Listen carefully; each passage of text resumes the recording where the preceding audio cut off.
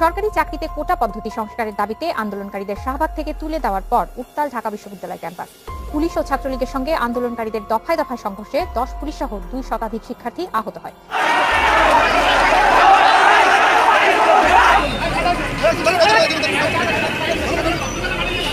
সর্বশেষ আপডেট বাংলা সংবাদ শুরুতেই শিরোনাম। সাবেক তথ্যমন্ত্রী ও বর্তমান পররাষ্ট্রমন্ত্রী হাসান মাহমুদের ভয়ঙ্কর অপকর্ম ফাঁস। তারিন মাহিয়া মাহি সহ অনেক অভিনেত্রী লিপ্ত হাসান মাহমুদের রাতের পাখি অপকর্ম আড়াল করতে স্ত্রীর নামে করেছেন সম্পদের পাহাড়। থাকছে বিস্তারিত প্রতিবেদন। এবং সর্বশেষ জানাবো, দীর্ঘ 15 বছরের মাফিয়া প্রধানমন্ত্রী শেখ হাসিনার মানবাধিকার লঙ্ঘন নিয়ে একযোগে বিবৃতি দিয়েছেন আন্তর্জাতিক মানবাধিকার সংগঠনগুলো। এতক্ষণ শুনছিলেন সংবাদ শিরোনাম, এখন থাকছে বিস্তারিত।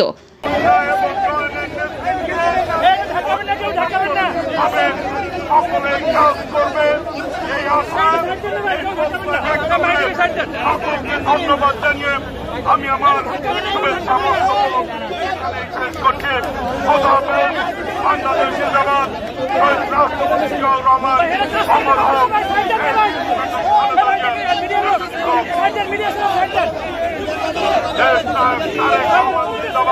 সকলকে ধন্যবাদ।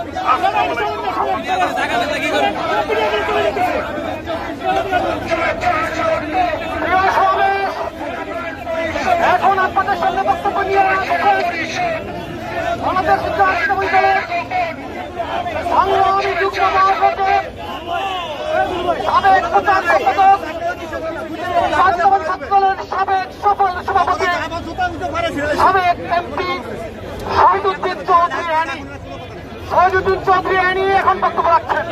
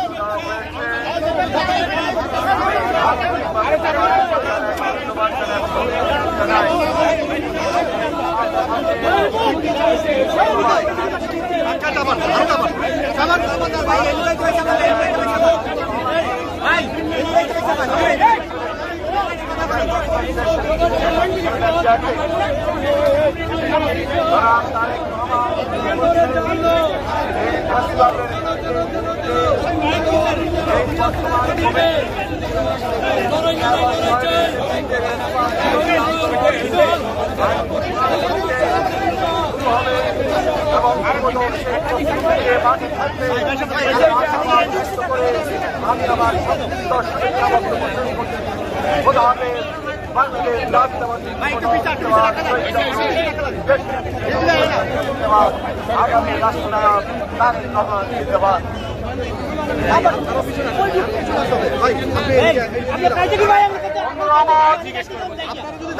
শহীদ রাষ্ট্রপতি জিয়াউর রহমান তার জীবদ্দশায় দীর্ঘ লালিত একটি অনবদ্য সৃষ্টিকে মস্তিষ্কের অন্ধকারের কুটুরি থেকে আমার পৃথিবীতে মুক্তি দিলেন।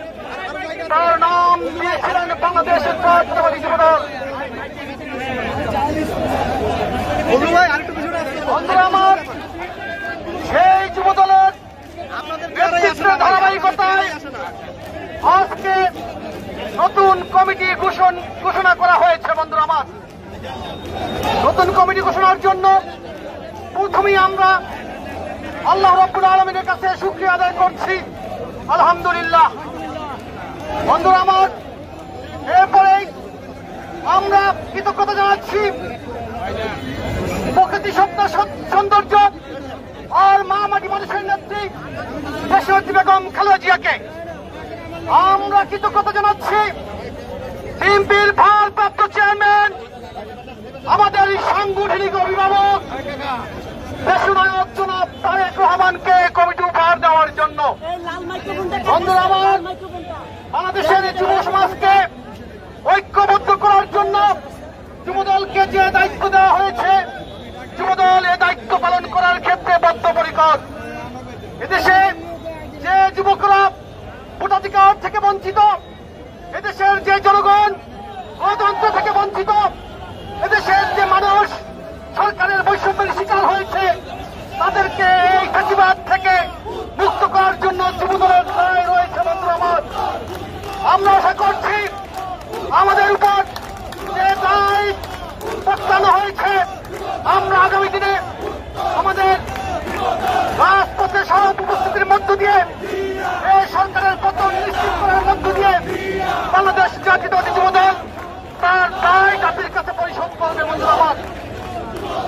আমি বক্তব্য দীর্ঘায়িত করছি না। নতুন কমিটিতে যারা এসেছেন তাদেরকে শুভেচ্ছা জানাচ্ছি। সভাপতি হিসেবে আজকে যুবদলের পদ অলঙ্কৃত করছেন যুবদলের সদ্য বিজয়ী কমিটির সংগ্রামী সাধারণ সম্পাদক সাবেক ছাত্র নেতা রাজপথ থেকে বেড়ে ওঠা নেতৃত্ব আব্দুল মুনায়েম মুন্না, যুবদলের সিনিয়র সহসভাপতি হিসেবে তাকে নির্বাচিত করা হয়েছে সাবেক ছাত্র নেতা যুবদলের সাবেক বিভাগীয় সহসভাপতি রেজাউল কবির পল, যুবদলের যুগ্ম সাধারণ সম্পাদক হিসেবে যাকে মনোনয়ন করা হয়েছে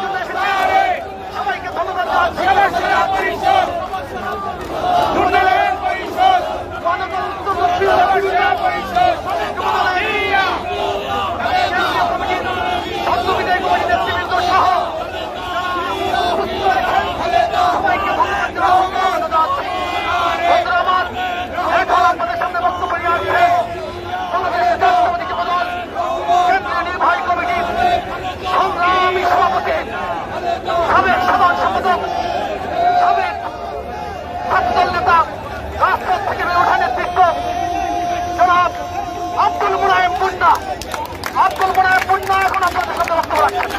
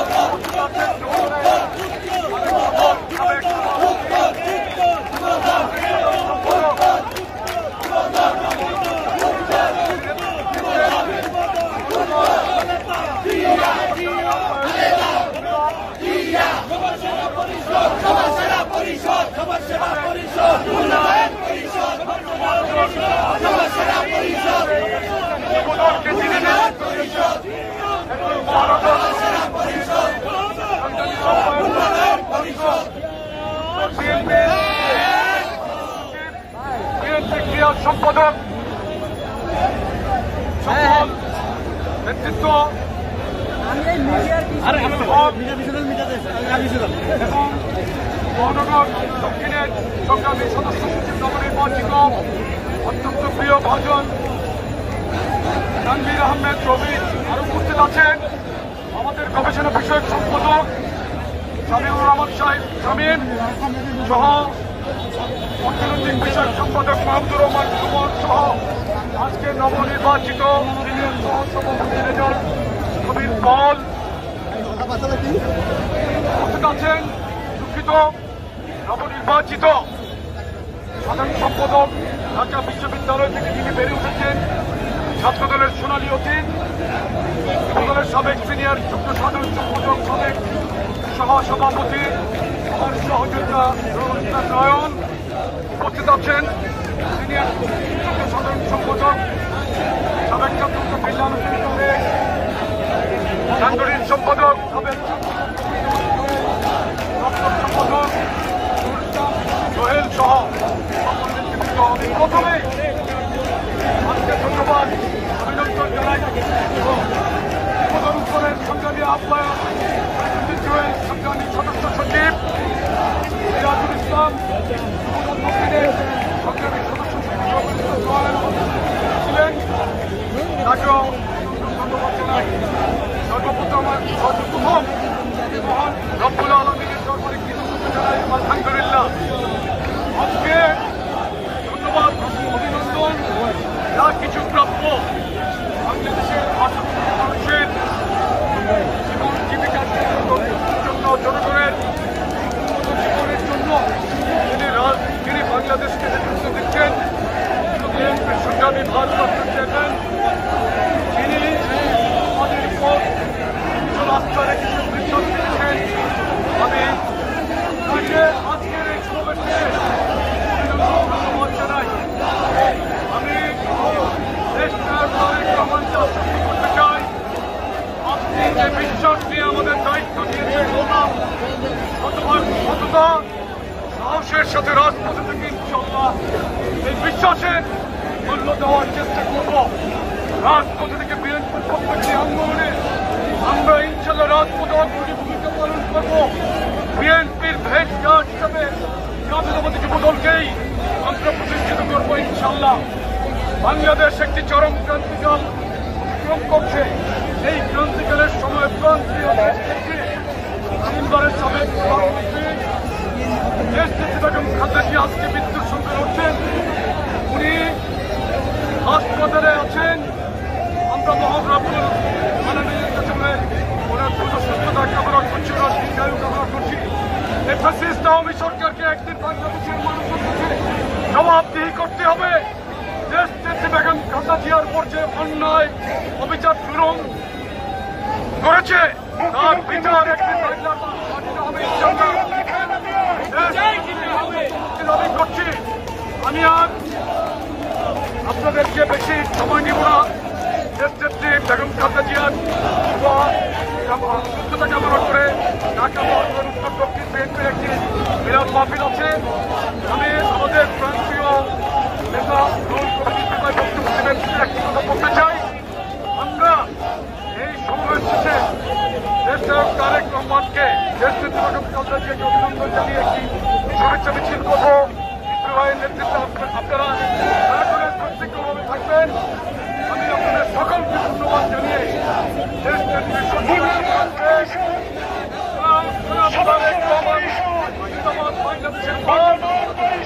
তারেক রহমান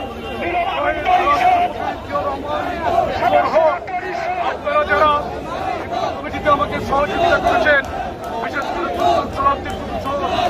সাবেক কমিটির প্রত্যেকটি নেতা কর্মীকে আমি এই সংগঠনকে ধন্যবাদ জানাই।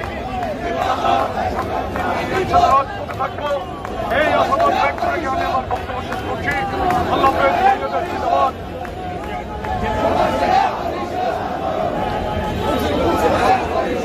সকলকে ধন্যবাদ জানিয়ে আমার বক্তব্য শেষ করছি।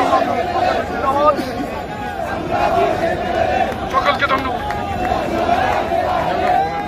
বন্ধুরা আমাদের প্রিয় নেতা যার নিরন্তর প্রাণান্তকর দৃঢ় সংগ্রামের কারণে এদেশের মানুষ ফ্যাসিবাদকে পতন ঘটিয়ে স্বতন্ত্র পুরুষের স্বপ্ন এখনো বুকে লালন করে তিনি সংগ্রাম করে যাচ্ছেন বাংলাদেশের প্রতিটি ভূমির সার্বভৌমত্ব রক্ষা করার জন্য, যাকে সাথে নিয়ে আমরা আগামীতে গণতন্ত্রের অভিষেক উদযাপন করতে চাই। তিনি হলেন আমাদের প্রিয় নেতা দেশনায়ক জনাব তারেক রহমান।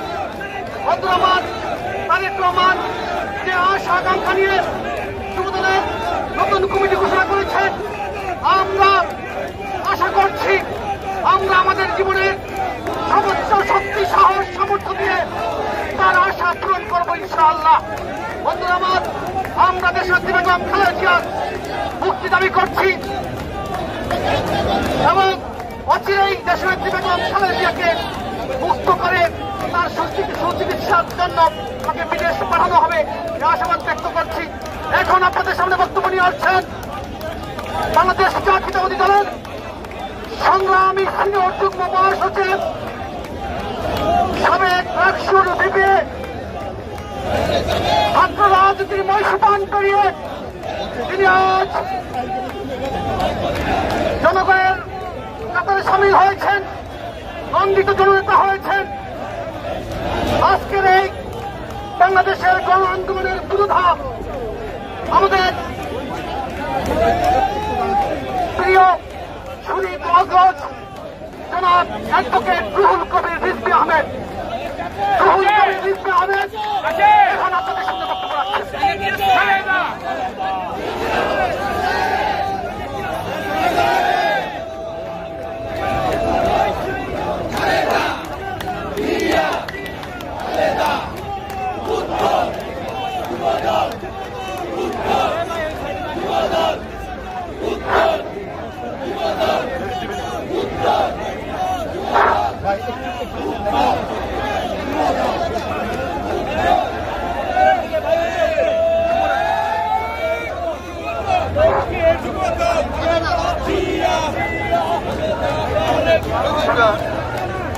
এটা অত্যন্ত আনন্দের যে আমাদের দুইজন সহকর্মী, আমাদের দুইজন নেতা, তারুণ্যচিত্ত দুই নেতা, জাতীয়তাবাদী যুবদলের সভাপতি, এর সাথে আরো অনেকে জাতীয়তাবাদী যুবদলের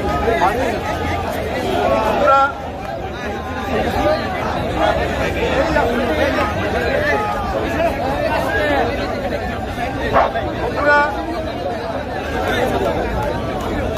এই যে আব্দুল মোনায়েম মুন্না এবং নুরুল ইসলাম নয়ন, জাতীয়তাবাদী যুবদলের এই দুই নেতৃত্ব, এরা নতুন নেতৃত্ব নয়, এরা ছাত্রদল করেছে বিভিন্ন পর্যায়ে, ছাত্রদল করে জাতীয়তাবাদী যুবদল করছে, যুবদল করে তারা আজকে জাতীয়তাবাদী যুবদলের প্রধান নেতৃত্বে আসন। আব্দুল মোনায়েম মুন্না এবং নুরুল ইসলাম নয়ন আজকে জাতীয়তাবাদী যুবদলের সভাপতি সাধারণ সম্পাদক হিসাবে অভিষিক্ত হয়েছে। এটা আমাদের আনন্দ। আপনারা আজকে চারিদিকে মুখরিত হয়েছেন স্লোগানে, আপনারা করতালি দিয়ে তাকে অভিনন্দিত করছেন। মুন্না এবং নয়নকে এই আনন্দ আমাদেরকে চূড়ান্ত আনন্দের দিকে যেতে হবে। শেখ হাসিনার পতনের মধ্যে দিয়ে যে আনন্দ তৈরি হবে, সেই আনন্দের একজন ভ্যানগার্ড, সেই আনন্দের অগ্রদূত হিসাবে আজকে আমাদের প্রিয় নেতা জনাব তারেক রহমান এবং আমাদের পক্ষ থেকে মুন্না এবং নয়ন জাতীয়তাবাদী যুবদলের নতুন কাণ্ডারি হিসাবে এর আগে সাইফুল ইসলাম নীরব, এর আগে সুলতান সালাউদ্দিন টুকু, এরা আপনাদের নেতৃত্ব যেভাবে দিয়েছেন, নির্যাতন সহ্য করেছেন, তারা নির্যাতন সহ্য করেছেন। নয়ন এবং মুন্না দুজন অসংখ্য নির্যাতনের মধ্যে দিয়ে